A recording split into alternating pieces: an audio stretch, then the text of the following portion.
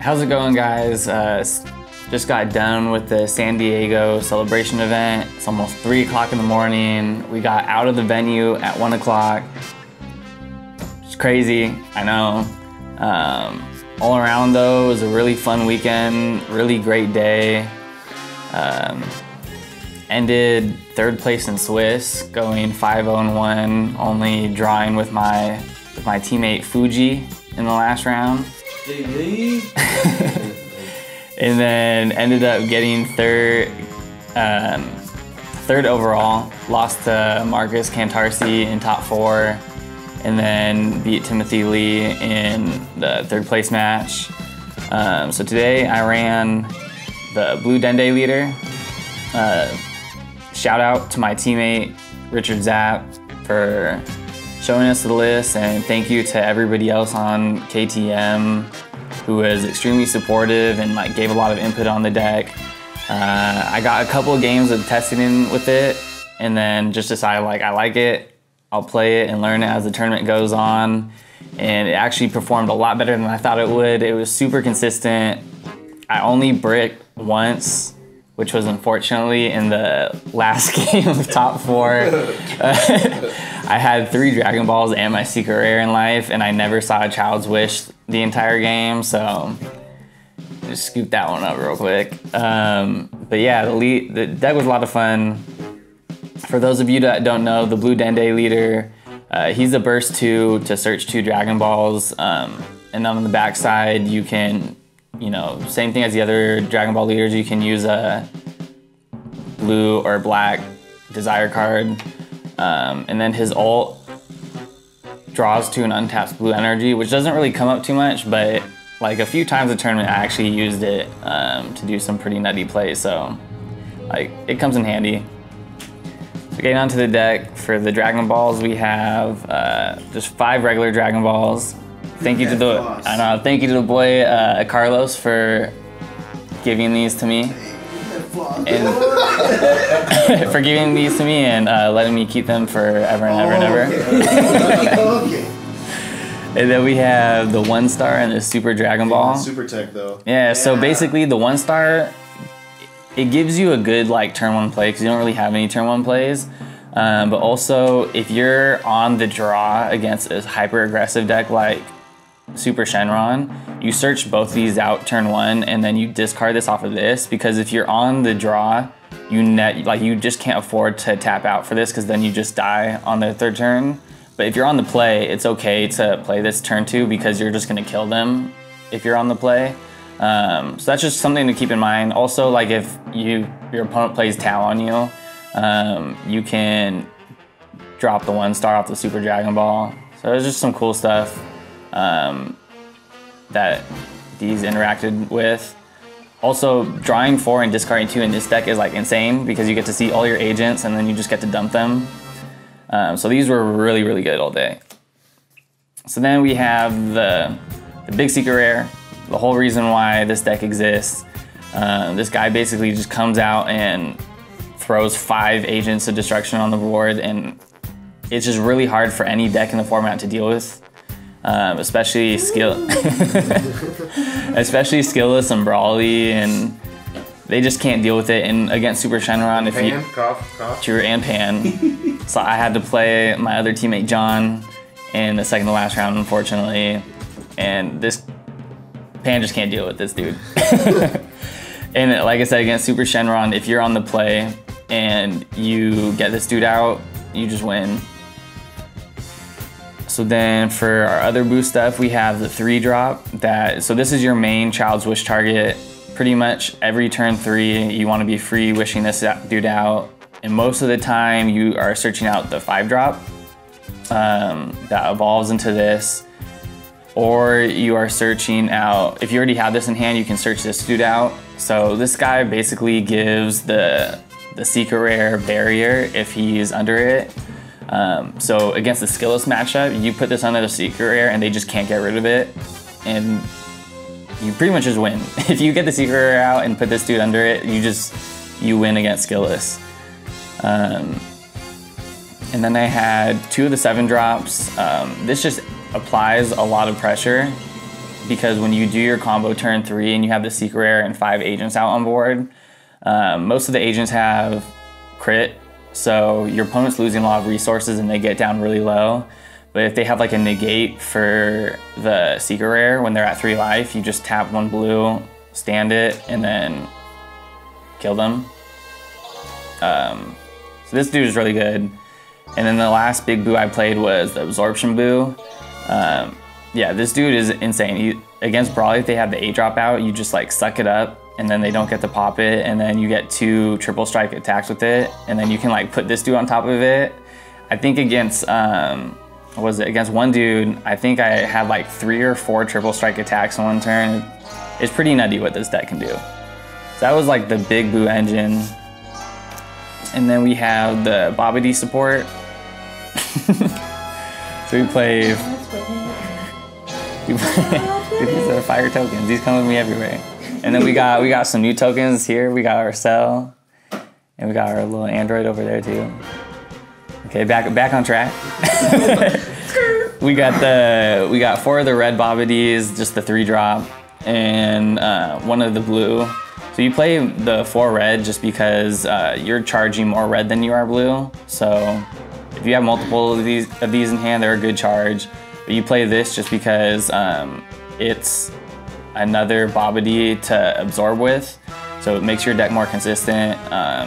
But sometimes it comes up where you play this guy and then you start playing agents for cheaper. But I actually don't think I ever summoned this guy this entire tournament, but it's there if you need it.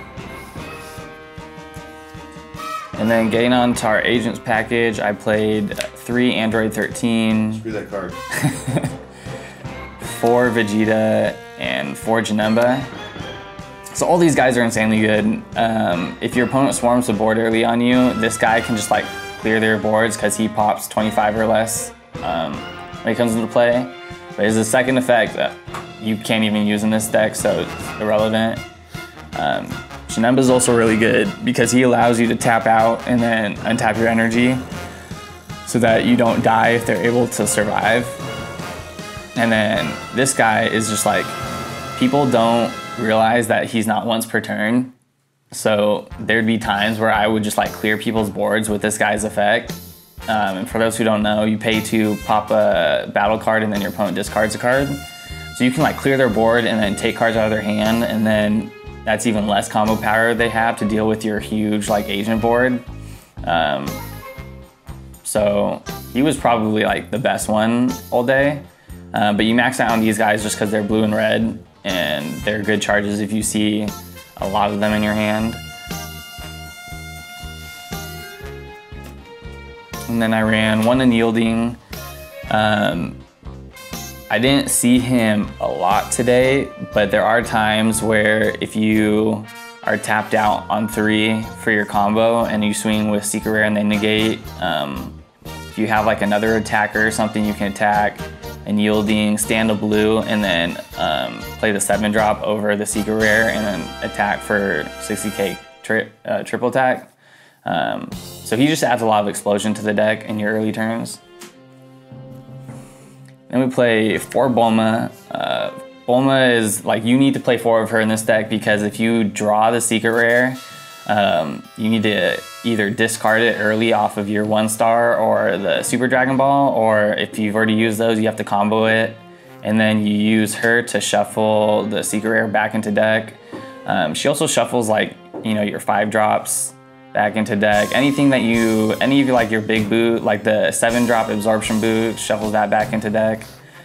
So she's just insane. She also allows you just to dig for your combo pieces. And then we have 4 of the card that did not want to come to my hand until in the last game of top 4, Child's Wish. It's broken when you see it. It sucks when you don't see it. But this is what makes the deck run, so you have to run 4 of it. We don't run Dragon Radar just because, unlike other Shenron decks, you only really need to resolve one of these most of the time to win, because it's just a blowout at that point. Sometimes like 1 to 2 on average you're resolving. Like rarely do you ever resolve a 3rd one in the game. If you do, then the game's just going way too long at that point. So you don't need Dragon Radar in this deck. And then I main deck 2 minus Killy Zone just because I expected to see a lot of Bloodlust and Preemptive Strikes running around. And this card just gets around all that. The Brawly matchup's pretty easy, especially if you see this card. You see this and then there's just not much they can do against you. And even in non-Bloodlust matchups, it's just a good card to like filter through your deck and see your combo pieces. It's real good with your nimble. Yeah. Oh yeah, that's another thing. So the secret rare grabs the agents from warp, so you can just like warp all your guys to draw free cards and then just bring them back with the secret rare. That's pretty insane. And then last 4 cards were 4 super combos. Obviously Sparking's really good with any Shenron leader, but especially this one works with the Absorption Boo, because the Absorption Boo only absorbs on attack if you have a Sun Gohan Adolescence underneath it. So when you're going into that one, you just place this under the 5-drop Boo to bring out Absorption. So this guy is insane. And I was drawing the foils like no other. Literally the foils just came in pairs all day today. So I don't know if it's a sign that I should get 2 more foils. So I just draw them all, or just keep them like this so the twins come to me. But the floss worked. Going into my side deck, I side decked a 3rd Killy Zone. Again, it just makes those Bloodlust matchups a blowout, so why not run a 3rd one? And then I ran 3 of the Dark Power Black Mass Saiyan. This guy's just really good against Super Shenron and Pan, and any other decks that bring out guys. Like I think this card's really good against my deck too, but no one played it against me. Sorry, it's late and I'm starting to blank. But yeah, I didn't. One other good thing about this is that people don't really see 1-drops other than Bulma in your deck. So a lot of people would side out M2s and Crisis Crushers thinking that it's just dead in those matchups. And then you bring this dude in and they just have no way to deal with it. So that actually happened early in one of the early rounds against a Pan player. He just had no way to deal with this and it just sat out there and he just couldn't do any plays, and then I was able to combo off and kill him. So this is really good. Except for when your name is Marcus Kentarsi and you decide to keep in Crisis Crusher for game 3, even though you didn't see the 1-drops, but it's whatever. Nah, Marcus is a homie. Marcus, he's my boy. Congrats to winning. And then 2 Bojack. I sided this dude in once and then sided him out immediately the next game. There's like, in theory, there's matchups he's good in, but I don't think he's worth it. So unless you side like maybe a heavier yellow package, which I didn't, like if you want to decide battering lasers, pressure balls or stuff like that, then maybe siding him would be better. But in my version, I don't think this was worth it in the side deck. And I ran a heavy defensive package of 3 Bean and 3 Dimension Magic and 2 Borgos. So this also came in versus Super Shenron. Again, Borgos the same as the Black Mass Saiyan. Dimension Magic came in most game 2 and 3s against any deck.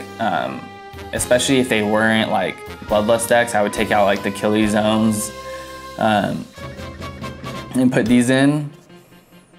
So Dimension Magic is just really good because a lot of people don't see negates in game 1, so they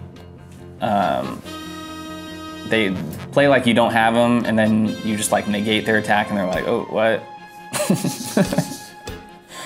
So yeah, this package was really good all day. And for the last card, I side 1 more of the Barrier Boo. Just for matchups like Skillless, it's a blowout against them. And against Brawly, if they sit at the 6-drop, if they go up to the 8-drop, you just go Absorption Boo and take it. But they sit at 6-drop, you just go Secret Rare, put this under, then do Bobby, get the Secret Rare, do your full combo, and then you kill him. Because Brawly doesn't have like a ton of combo power, so if you get them 3 life and you swing and they can't pop it, then they're just gonna die. So yeah, that was the deck profile. Again, shout out to all my brothers from Scouter Report. Shout out to all my teammates from KTM. Again, shout out to Marcus Cantarsi for winning. Dude's a beast and he deserved it. Shout out to my boy Fuji for getting in second place. This was a really good month for us. Me, Fuji, and Danny won Orlando together, and then it was cool to be second and third with Fuji here in San Diego. So yeah, overall it was a great event. The celebration events were a ton of fun, and I'll probably be in Dallas. So if anybody's going to Dallas, hit me up. I'll see you there, and it will be a lot of fun. Peace.